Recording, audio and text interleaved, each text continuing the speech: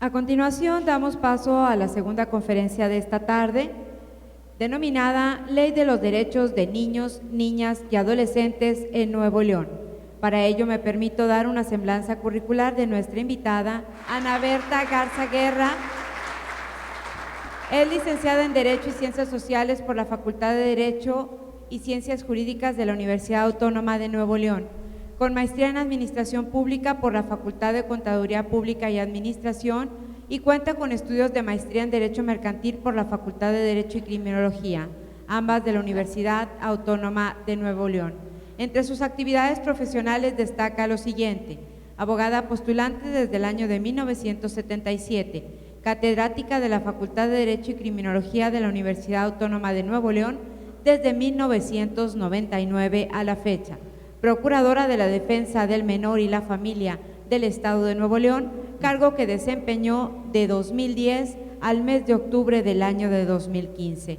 En el área de educación continua ha participado en diferentes cursos y diplomados, entre los que destacan el curso de mediación familiar por la Facultad de Derecho y Criminología, curso de actualización, derechos de niñas, niños y adolescentes en el sistema penal acusatorio, módulo 1 y 2 por la misma Casa de Estudios, especialización judicial en el Instituto de la Judicatura del Poder Judicial de la Federación, curso de actualización jurídica de colegios y asociaciones de abogados en el Estado de Nuevo León, diplomado de Derecho de Familia en la Facultad de Derecho y Criminología, diplomado en procedimientos orales en el Instituto de Desarrollo Profesional e Investigación Jurídica AC, diplomado en docencia universitaria por la Universidad Autónoma de Nuevo León y diplomado en Derechos de Niñas, Niños y Adolescentes por la misma máxima Casa de Estudios. Esto es parte de la semblanza curricular de nuestra invitada esta tarde,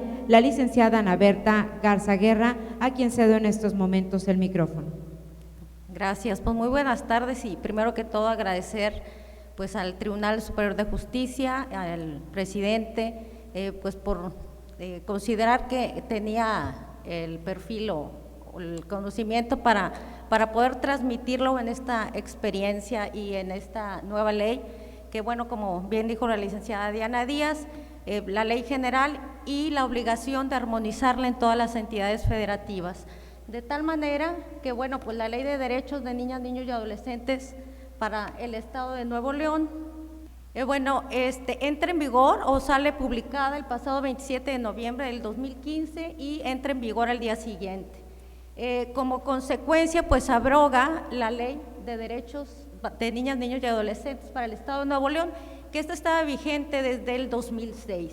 También abroga la Ley de la Procuraduría de la Defensa del Menor y la Familia, que esta había sido publicada el 21 de octubre del 92, y algo que es oportuno puntualizar, se deja la denominación de Procurador de la Defensa del Menor y la Familia para adoptar la Procurador de Protección o Procuraduría de Protección, tal como lo mencionó la licenciada. Y bueno, el objeto de la ley, no quiero ser redundante, pero bueno, pues es el reconocimiento de los derechos de niñas, niños y adolescentes como titulares, ya se mencionó, garantizar su pleno ejercicio y crear y regular el funcionamiento de los sistemas que ya se mencionó, tanto el federal, el estatal y municipal, y ahorita habremos de puntualizar algo que consideramos que es importante. Los derechos reconocidos, este es un catálogo de derechos que bueno, lo estamos enunciando, es el mismo que aparece en la ley general y aparece en la ley local. Yo quise detenerme porque pensé que la licenciada Diana iba a entrar a detalle de cada uno de ellos, y quise hacer énfasis en 3 derechos que están en la ley de Nuevo León y no están en la ley general, y este es el derecho a una parentalidad asistida, el derecho de niñas, niños y adolescentes refugiados no acompañados y el derecho de revisión a la medida. Voy a rápidamente a mencionar en qué consiste El derecho a una parentalidad asistida se refiere a que los niños tienen derecho que cuando los padres fallen en ser papás, el Estado está obligado a dar herramientas a los padres para poder que tengan esas herramientas a través de cursos, a través de este programa de fortalecimiento familiar, y que puedan ser mejores progenitores. Los niños necesitan padres que sepan ser padres. Nos cansamos de ver procedimientos judiciales en el que lo último que interesa es el niño, donde la contienda se centra entre los adultos y lo menos que interesa, o lo que interesa es golpear al que está enfrente, y lo último que interesa es la criatura, ¿verdad? Entonces, ¿cómo deben las autoridades de tanto a nivel del Estado como municipal, bueno, crear políticas de fortalecimiento familiar, servicios terapéuticos de pareja, tanto la maternidad, paternidad, buscar la mediación como una alternativa de la solución de conflictos y elaborar cursos, talleres y demás para poder garantizar a ese niño ese derecho de parentalidad asistida. Este derecho de niñas, niños y adolescentes refugiados no acompañados, quisiera dar un antecedente y mencionar que el fenómeno de migración en todo el país, pues es algo que de todos conocidos y cada vez va en ascenso. En Estados Unidos se adopta una medida donde dice que si un niño no va acompañado, es decir, un menor de edad, eso le da una protección especial y no va a ser deportado. Entonces, con ello, bueno, pues los menores de edad le apuestan a irse solos para ver si cruzan la frontera y no son deportados, porque eso les va a ayudar. Y entonces, en ese sentido, bueno, pues ha creado una gran cantidad de niños, estadísticamente, no sé, hace 8 años se atendían 10 niños, en últimas fechas, la escala, al menos aquí en Nuevo León, que es donde estamos hablando nosotros, se disparó enormemente. Y bueno, pues esto es parte de la adopción de esa política que adoptan en Estados Unidos. Y bueno, ¿qué pasa? ¿Quiénes son los que tienen ese estatuto de refugiados? Esta la da la COMAR, que es la Comisión Mexicana de Ayuda a los Refugiados, y lo que se buscaba es que estos niños que no son propiamente, o tenían una calidad de migrantes, pero entonces adquieren una calidad distinta, esa calidad de ser refugiados que no lo da migración, sino lo da la Secretaría de Gobernación, y entonces que ellos también sean titulares de derechos por el solo hecho, y la obligación de aquí en el Estado, la Procuraduría de Protección, gestionar lo necesario para que adquieran ese carácter de refugiados, con toda la tutela de los derechos de cualquier otra persona menor de edad. Y bueno, el derecho a la revisión de la medida. ¿Qué es el derecho a la revisión de la medida? Bueno, esto es de todos aquellos niñas, niños y adolescentes que se encuentran ingresados en una institución asistencial. Al decir institución asistencial nos estamos refiriendo a las casas hogar, ya sea a la pública, que es Capullos, o a todas las casas hogar que nosotros conocemos. Y entonces esto es una obligación que recae precisamente en las autoridades, de que no se olvide que una criatura está en una institución asistencial. ¿Por qué? Porque si no se puede perder, y luego resulta que de repente pues una criatura ya adquirió la mayoría de edad y nadie se acordó porque nunca volvieron a ver el expediente, nunca se volteó a ver esa mirada. ¿Cuántos niños niñas que llegaron a una casa hogar, finalmente los progenitores no regresaron por ellos? ¿Cuántos quedan en estado de abandono en una casa hogar? Si no hay una revisión de parte del Estado, si no hay esa revisión, bueno, pues afortunadamente en Nuevo León sí existe, porque en el 2011 entró en vigor la Ley de Instituciones Asistenciales. Es un título muy largo que es conocida como Ley de Casas Hogar, y entonces obliga a estar revisando continuamente la situación que priva en las instituciones asistenciales, insisto, conocidas como casas hogar. Este mismo derecho de revisión a la medida está en el caso de la justicia para adolescentes. Entonces, de tal manera que obliga a las autoridades judiciales a ver cuál es el estado que guarda. ¿Por qué? Pues porque están ingresados. Entonces, esto es algo que debe de impulsarse por parte de la autoridad judicial. El derecho de vivir en familia, aquí también, así haciendo énfasis, hay temas comunes como quiera, que a mí me llamó la atención, donde no es una causa, la falta, en el caso de la extrema pobreza, no debe de considerarse como causa para la pérdida de patria potestad. Y yo creo que también tendremos que hacer una reflexión porque en el caso de que ya hubiera un juicio de alimentos donde hubiera una condena, pues es que previamente se ventiló que el deudor alimentista tenía una capacidad económica y si tenía una capacidad, o sea, si fue condenado a un pago de una pensión alimenticia, entonces la autoridad judicial estudió que sí tenía capacidad económica para hacer la condena. Es decir, es distinto, no debemos considerar que es lo mismo, es no tengo dinero, estoy en extrema pobreza y no me puedes condenar a la pérdida de la patria potestad. Yo creo que debemos de entenderlo en forma distinta, ¿verdad? Nada más como para que no vaya, no pago y con base en esto pues no me puedes condenar a la pérdida de la patria potestad. Yo creo que hay que hacer un análisis distinto. Y bueno, las procuradurías de protección, que ya más o menos en términos generales lo abordó la licenciada Diana, y bueno, es la dependencia en cuanto a la naturaleza jurídica de la Procuraduría de Protección aquí en Nuevo León, sigue siendo una dependencia del sistema DIF Nuevo León, es decir, no es un órgano desconcentrado o descentralizado, sino es una dependencia. Y la obligación, ¿cuál es el objeto? Pues restituir a los menores de edad en el pleno ejercicio, goce de sus derechos. Bueno, también es la ejecución de las medidas de protección integral para la restitución de derechos, para lo cual se va a coordinar con las autoridades de todos los órdenes de gobierno, incluso con autoridades judiciales. Entonces, aquí ponemos en esta gráfica parte de las atribuciones de la Procuraduría de Protección.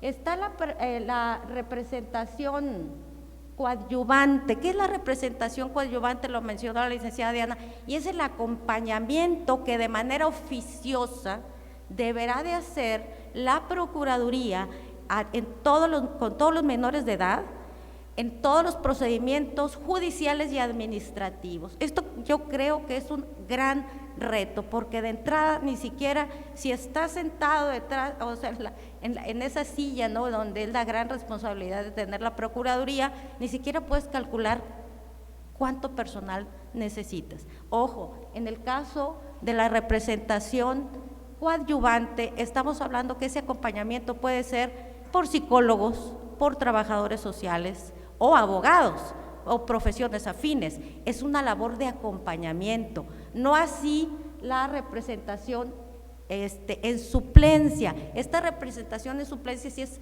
a cargo de abogados, ¿sí? Incluso entra, ¿en qué casos entra? Bueno, pues cuando hay conflicto de intereses con los progenitores, porque puede ser el caso de que esos niños que tienen sus derechos violentados, resulta que los derechos le fueron violentados precisamente por los progenitores.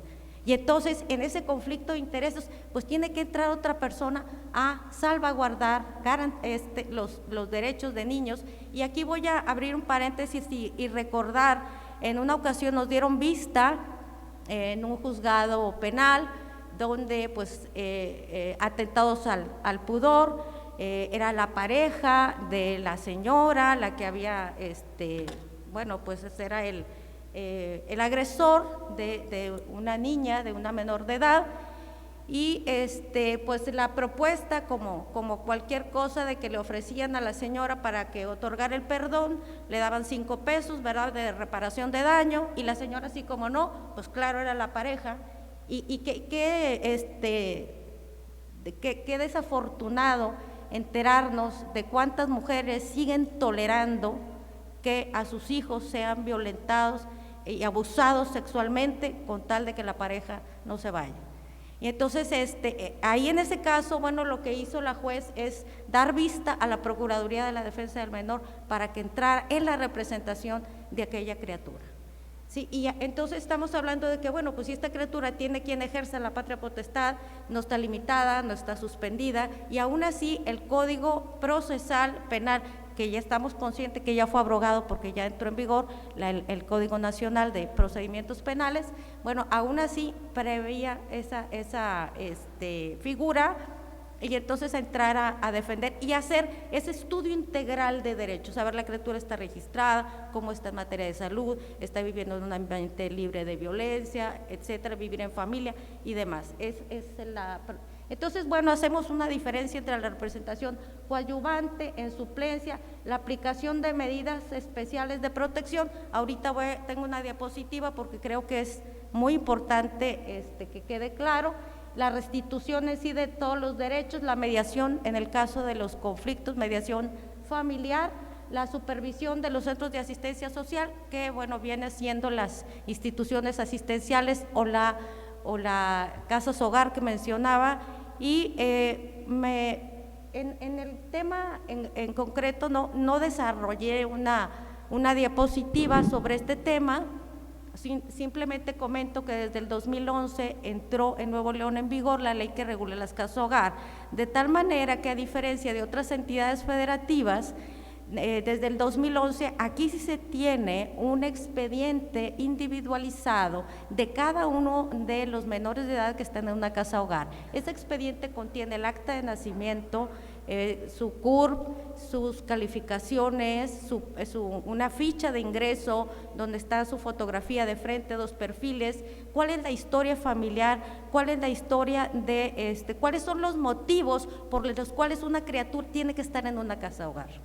Sí, o sea, para dónde está la familia, y entonces se obliga a la institución asistencial a la convivencia de los progenitores con la criatura que está en una casa hogar, precisamente para evitar que caigan en ese abandono, que es algo muy, muy común cuando no hay una supervisión de parte de una autoridad. Entonces, se está constantemente verificando que los niños que están ingresados en una institución están siendo visitados, que tengan convivencia con quienes ejercen la patria potestad. Bueno, en el tema de certificar a familias de acogimiento y familias preadoptivas, voy a hacer también algo que consideramos pues muy importante, lo voy a explicar en otra diapositiva.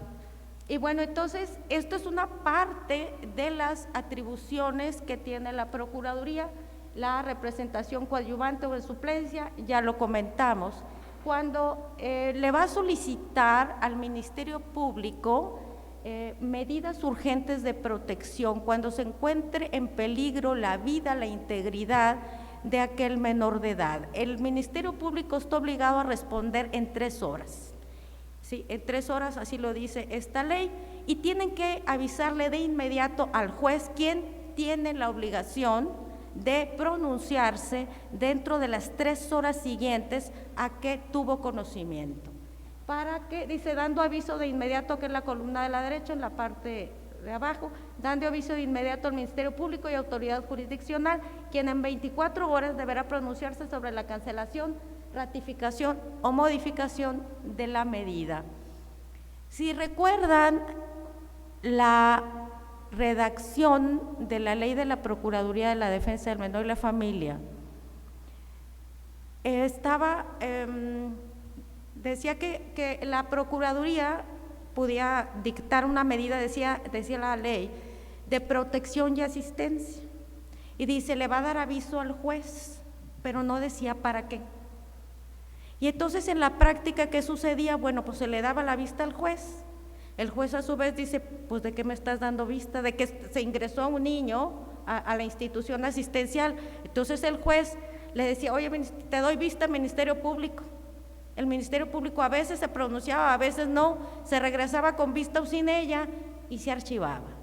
Sí, pero entonces ahora, con la ley de Nuevo León, ya dice que el juez ya tiene que pronunciarse sobre la cancelación, sobre la ratificación o la modificación. Es decir, tiene que justificarse por qué y qué es esta medida especial de protección. Bueno, pues muchas veces o la mayoría de las veces implica que es la separación de aquel menor de edad de quienes ejercen la patria potestad.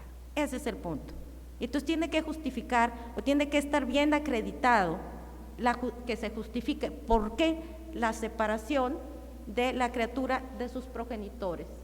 Y bueno, en el caso también sigue apareciendo que esas medidas urgentes de protección también puede decretarlas la propia Procuraduría de Protección, no únicamente el Ministerio Público. ¿Qué tal si no encontramos al Ministerio Público o lo que sea? Bajo su más estricta responsabilidad, la Procuraduría de Protección puede y debe decretar esas medidas de protección cuando se encuentre en riesgo la vida, la integridad, etcétera, de un menor de edad. Y el procedimiento sigue siendo el mismo, le tiene que dar aviso al Ministerio Público, le tiene que dar aviso al juez para que el juez le confirme, le ratifique, le modifique la medida que ha tomado. Otra de las atribuciones que nada más agarré, son más de 30 atribuciones que vienen en la ley, yo nada más hice énfasis en muy poquitas, pero es algo que tal vez alguien lo desconozca. La Procuraduría ya está entre sus atribuciones dar fe en el ejercicio de sus funciones. Esto representa un gran avance porque siempre se estaba actuando con testigos de asistencia. Resulta que luego se pedían, por ejemplo, ahorita voy a comentar donde la emisión de dictámenes, una autoridad judicial decía, oye, dictamíname sobre este asunto, sobre que un psicólogo diga si hay maltrato, si no hay maltrato, un trabajador social que vaya a haga un estudio de campo, pero resulta que carecían de valor probatorio. Pues a ver, no entendemos, ¿verdad? Entonces había una inconsistencia, por ahí una contradicción. Y entonces, bueno, pues es un avance el que se pueda dar fe pública en el ejercicio de sus funciones y aparte emitir dictámenes. Esto es algo muy, muy importante, que respalden la solicitud de una autoridad judicial en el caso de la separación cautelar o definitiva por violación de derechos de los menores de edad. Y bueno, ya el micrófono está acá. Ya dijimos que la representación coadyuvante, suplencia y la representación originaria, pues es la que ejercen los progenitores, ¿verdad? Quienes son los titulares de la patria potestad, ¿sí? Estos son, en las definiciones, al principio de la ley dice que debe de entenderse por. Y bueno, de las cosas que considero que son importantes hacer énfasis, uno de los derechos que se recogen, que está también en la ley federal, en la ley general, perdón, en la ley de Nuevo León, está el derecho al debido proceso. Para nosotros, o sea, esto creo yo que es muy importante porque ya no queda en los lineamientos que estaban en el protocolo de actuación de la Corte, ¿sí? O sea, como todos saben, cuando viene la reforma constitucional, la Suprema Corte de Justicia hace un documento que es el protocolo de actuación para casos de niñas, niños y adolescentes, cómo deben intervenir las autoridades, pero entonces como no estaba en una ley, entonces cada quien interpreta o deja de aplicar o no. Con la ley del Estado ya viene y sí que se hace detenerme un poquito para hacer unas reflexiones. Y entonces, ¿a qué tienen derecho los niños? Bueno, y que está a cargo, ¿verdad? Obviamente de las autoridades, de todas las autoridades que intervengan en procedimientos con los menores de edad. Pues número uno es proporcionar información clara, sencilla y comprensible sobre el procedimiento judicial o administrativo en que la criatura forme parte, ¿verdad? Y explicarle la importancia de su participación en el mismo. Como bien dijo la licenciada Diana, hay que tratar como personas, no es un objeto que puedas mover, ¿verdad?, según la necesidad, sino darle toda la importancia atendiendo a su nivel de comprensión. Es implementar también mecanismos de apoyo para presentar la denuncia, ¿verdad?, apoyar a los menores de edad, y de participar en una investigación o en un proceso judicial. Y algo en el tercero, algo que me parece muy, muy importante y que sirva mucho de herramienta para los juzgadores, que es ponderar antes de citar a niñas, niños y adolescentes a alguna audiencia, la pertinencia de la misma, considerando su edad, madurez, estado psicológico y cualquier otra condición específica. No nada más citarlo, por cumplir con un requisito, sino habría que ponderar la necesidad de que esa criatura vaya o no ante la autoridad judicial. Y bueno, pues ya hay un marco jurídico en el cual una autoridad puede decir por qué no llama al procedimiento. Obviamente, pues como todos los acuerdos, autos y demás, tendría que fundar y motivar, ¿verdad? Pero bueno, es garantizar el acompañamiento de quien ejerce en ellos la patria potestad, guarda o custodia durante la sustanciación de todo el procedimiento, salvo disposición judicial en contrario, que ya sea que limite que la patria potestad suspenda o X. Y bueno, otro que también me parece muy acertado, que es el mantener a los menores de edad apartados de los adultos que puedan influir en su comportamiento o estabilidad emocional, cuando así lo determina la autoridad competente, antes, durante la realización de la audiencia. En la experiencia que nos acompaña, pues para mí era muy lamentable que me platicaran los psicólogos, en las audiencias sobre todo de tipo penal, donde al no observarse esto, donde que no se encontrara la criatura con su agresor, donde lo veía, ahí se orinaba.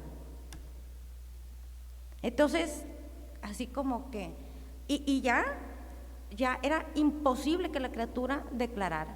Entonces, ese tipo de cosas, así como realmente pues le corresponde a una autoridad judicial y a una autoridad administrativa, pues ser sensibles, ¿verdad? Y yo invitaría a mucha gente, pues a la sensibilidad, así como que, a ver, regrésate, ponte los zapatos de esa criatura que tiene 7 años, 6 años, y cómo te gustaría que te tratara. Ese ejercicio de empatía, ¿verdad?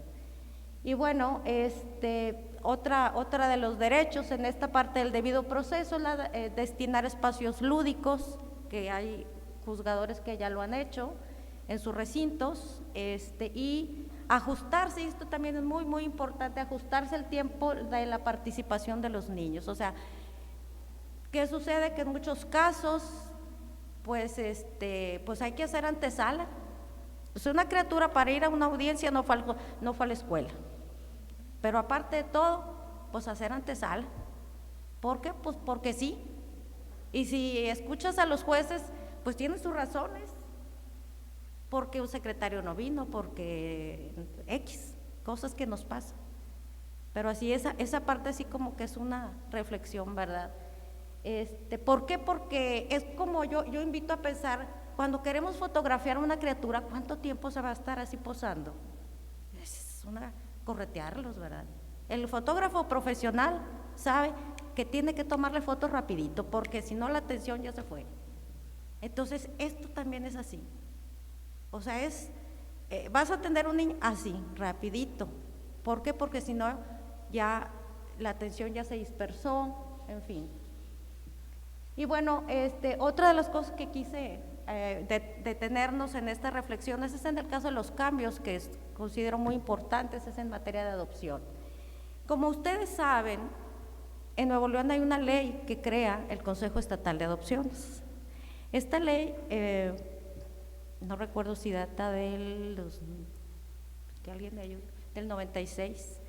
Bueno, la crean, es una serie de instituciones que forman parte de ese Consejo Estatal de Adopciones, pero entre ellas hay 5 instituciones que son las autorizadas para operar un programa de adopción, y que no es publicidad, es cultura, y están ahí BIFAC, está Filios, Casa Cuna Conchita, Casa Paterna La Gran Familia y el sistema DIF Nuevo León. Entonces, estas 5 instituciones son las únicas que pueden hacer el certificado de idoneidad. Este certificado de idoneidad es precisamente el documento que dice que quien pretende adoptar es apto para la adopción.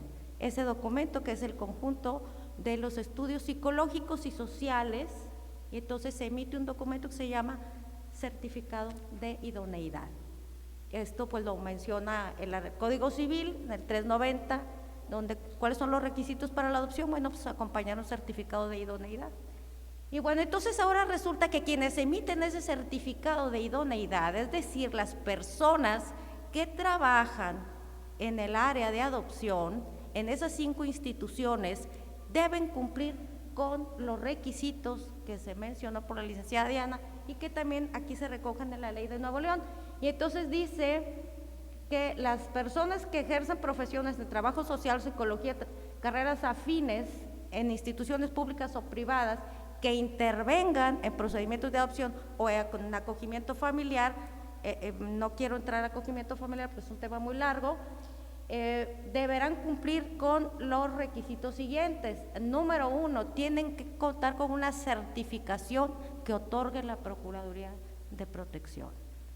Para que les otorguen esa certificación, tienen que contar con título y cédula profesional en la licenciatura sobre lo cual están emitiendo, ¿verdad? Tienen que acreditar experiencia en temas de desarrollo de infancia, adolescencia, pareja, familia, etcétera. Experiencia laboral 2 años mínima en las mismas carreras afines. Carta compromiso por parte de la institución asistencial a la que trabajan o el que se proponga, ¿verdad? Y contar con la certificación de la Procuraduría. Ay, aquí yo creo que hubo un error, y bueno, no haber sido condenado por delitos dolosos, y presentar constancia de la institución en la que indique que las personas son empleadas asalariadas con remuneración mensual fija. Wow. O sea, no se trata de contratar a alguien que va pasando por ahí, oye, ven y hazme un dictamen donde Juan Pérez o quien pretenda adoptar es apto. Es decir, tiene que laborar con una remuneración, tiene que tener un sistema laboral para esas 5 instituciones, tener una remuneración fija y aparte acreditar todos estos requisitos para estar en condiciones de emitir ese certificado de idoneidad.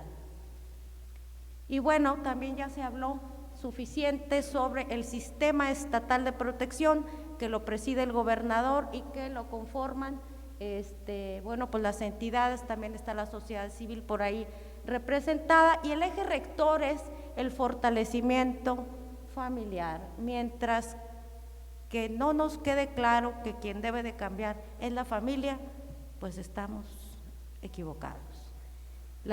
Los niños nada más son el reflejo de lo que viven en sus casas. El sistema municipal de protección, bueno, pues efectivamente está también creado, más o menos con la misma similitud, con la misma de la federal, de la local. En el caso de los sistemas municipales los preside el alcalde, y también la conformación, bueno, pues está la sociedad civil, ¿verdad? Y el eje rector también es el fortalecimiento municipal. Y bueno, se crea una figura en esta parte municipal que es la defensoría. En otros estados les llaman procuradores municipales. Acá se consensó y se llegó a la conclusión de que una denominación más acorde sería la Defensoría Municipal, pero prácticamente la Defensoría tiene esas atribuciones de la protección y de la restitución de derechos, ¿verdad? A nivel municipal. Y entonces debe de contar con un área de servidores públicos que será la autoridad de primer contacto con niñas, niños y adolescentes, es el enlace con las instancias federales, estatales, la coordinación de los servidores públicos que están involucrados, y cuando estos servidores públicos en el desempeño de sus funciones detecten que hay una violación de derechos, por ejemplo, al inspector de trabajo que encuentre una criatura que está trabajando, laborando, sin tener la edad, bueno, pues ahí hay una violación a un derecho. Y bueno, de ello se deberá dar vista a la Procuraduría de Protección en los términos del reglamento que al efecto se emita. En las atribuciones de los municipios yo quiero destacar que bueno, que aparte de ser el enlace, ¿verdad?, con la administración federal en toda la parte de la coordinación del tema de la estadística, es un tema muy interesante que debe de haber gente especialista haciendo todo el tema de estadísticas. Ahorita la licenciada Diana decía, no se tiene una estadística, no se tiene documentado cuántos niños van y cuántos no van a la escuela, sino nada más en un segmento de edad, más allá no tiene. Y como ese dato faltan muchas cosas de desagregar. Y bueno, auxilia también a las Procuradurías de Protección en las medidas urgentes, implementar programas en la solución pacífica de conflictos, recibir quejas y denuncias. Y de estos dos últimos sí quiero detenerme porque habla de que tiene atribuciones el municipio para celebrar convenio con toda clase de autoridades. ¿Y por qué es importante? Por el siguiente: cuando se estaba trabajando, se estaba consensando esta ley, y bueno, nos acompañaron varios jueces entre ellos el licenciado Treviño Sosa en muchas cosas, y bueno, muchos, la magistrada Inés, muchos que están aquí, y siempre aportando y siendo muy propositivos en estos temas. Se comentaba que el Centro Estatal de Convivencia, pues algo que no es nada nuevo, se encuentra totalmente colapsado, donde las diferencias de los progenitores de las que ya hablamos, bueno, llevan a que no hay acuerdos, y entonces la necesidad de descentralizar, porque si todo el Estado tiene que venir a convivir aquí a la Colonia Obispado, bueno, pues es realmente. Y entonces se buscaba la posibilidad de que existieran centros de convivencia a nivel municipal. Y entonces con esta ley, ahí está el marco jurídico. Por una parte, el municipio está facultado para hacer convenios con diferentes autoridades de todo orden, y por otra parte dice implementar estrategias de acompañamiento para la convivencia de niñas, niños y adolescentes con sus ascendientes derivada de una resolución administrativa o judicial. Es decir, el marco jurídico ahí está. Entonces, pues ya nada más se necesitaría cabildear con los alcaldes o los alcaldes con el Poder Judicial para que se pudiera aterrizar y que no todo el Estado venga a la Colonia Obispado a las convivencias. Entonces, por eso quisimos hacer énfasis. Y bueno, con esta frase terminamos, que fue en el plan de acción de la Cumbre Mundial a favor de la infancia, y bueno, del cual ustedes pueden leer. Muchas gracias.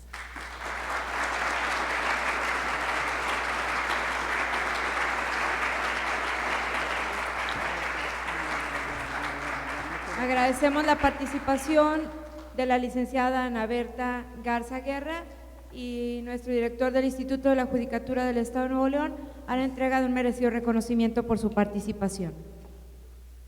Pues sin mayor preámbulo, le agradezco a Ana Berta por haber aceptado esta invitación a impartirnos, como ella dice, sus experiencias, que son muchas, su conocimiento, y sobre todo yo soy testigo del gran amor que tiene a la infancia. Como juez recibí mucho apoyo de ella en protección hacia los niños, y yo creo que su disertación en esta tarde ha sido maravillosa, y yo creo que ha generado en nosotros concientización respecto a la responsabilidad que tenemos como autoridades, y hemos visto también cómo se ha plasmado esa humanización en nuestras leyes locales. Se ha estado trabajando, y yo creo que corresponde a todos como autoridades, como dependencias gubernamentales que somos, trabajar codo con codo, mano con mano, para la defensa de nuestros pequeños. Y en nombre de nuestro magistrado presidente, el doctor Carlos Emilio Arenas Batis, entrego este reconocimiento a la maestra Ana Berta Garza Guerra por su valiosa participación como expositora de la conferencia Ley de los Derechos de las Niñas, Niños y Adolescentes para el Estado de Nuevo León, celebrada el día de hoy en esta sala Jorge A. Treviño del Tribunal Superior de Justicia. Muchas gracias, Ana Berta. Muchas gracias. Gracias.